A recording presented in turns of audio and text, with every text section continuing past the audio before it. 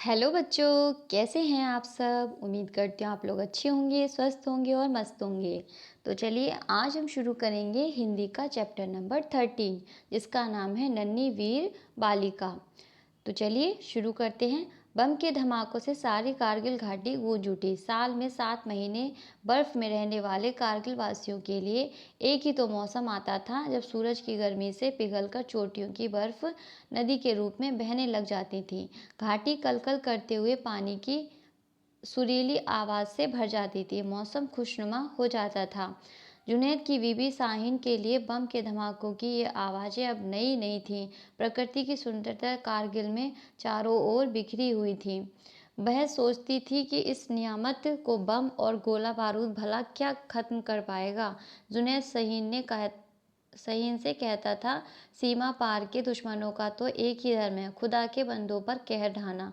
वे हमें शांति से जीने नहीं देना चाहते। शाहीन पूछती थी, तब हमें क्या करना चाहिए? हमने किसी का क्या बिगाड़ा? हाय, क्यों हमें मौत के सायों से बीच जीना पड़ता है? शाहीन जानती थी कि गांव के उस कोने में भारतीय जवानों की चौकी है। वे ही गांव वालों के सुख दुख की साथी हैं और उनके भरोसे ही कारगिल वासियों के हौसले बुलंद हैं। जुनैद जवानों की वीरता के किस्से सुनाता था। इन्हीं नन्ही रोशनी तो अब्बा की बातें बड़े ध्यान से सुनती थी। इन बातों को सुनकर बालिका में नए जोश का संचार हो जाता था। कारगिल की घाटी इन जवानों की ऋणी हो चुकी थी।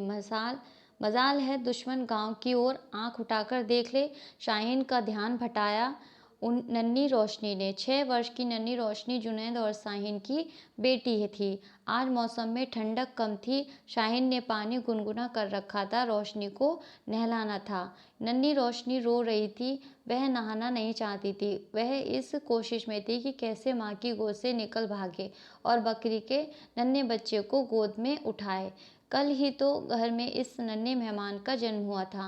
नन्हे मेहमान की में से घर किलकारियों से भर उठा था। अचानक पहाड़ों के पीछे गरजती तोपों की आवाज़ें धीरे धीरे पास आने लगीं। शाहीन चिंतित हो उठी। शाहीन ने आसमान की ओर नज़र उठाई। काले रंग के बादल घिरते आ रहे थे। वह चिंतित थी कि जुनैद कब आएगा।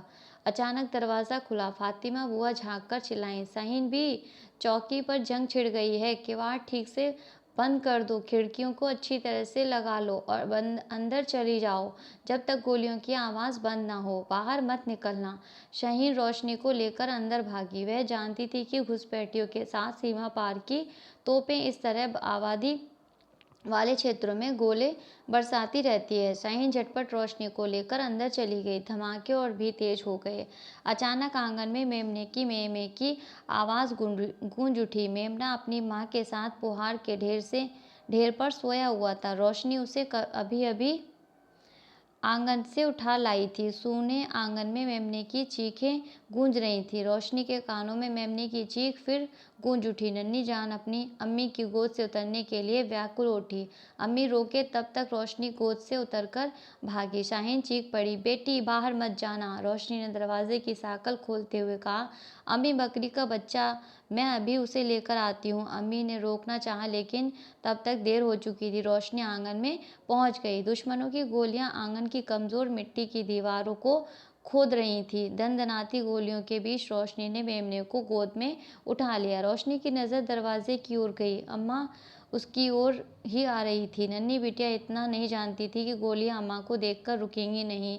तब तक रोशनी क्या करे। अचानक उसकी नज़र ऊपर गई।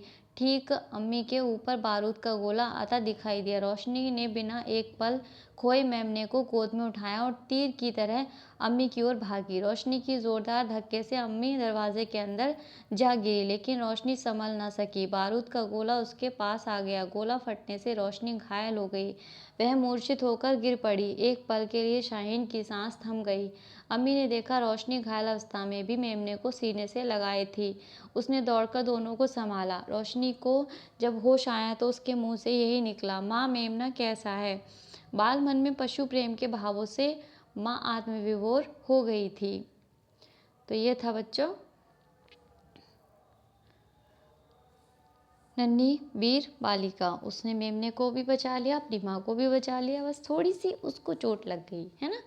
तो ये बहादुरी का काम है। एक छोटा बच्चा अपने एक साथी को बचाने के लिए अपनी जान की बाजी लगा देता है ना। तो इसी तरह से हमें भी साहस दिखाना चाहिए, कभी भी डरना नहीं चाहिए। ये नहीं कि लड़ने चले जाओ, है ना, ऐसा नहीं करना है, पर अपना ध्यान भी रखना है और अपना लोगों की मदद भी करनी है। उम्मीद करती हूँ आप लोगों को ये कहानी पसंद आई होगी, अच्छी लगी होगी। अपना ख्याल रखिए, खुश रहिए। Thank you and bye.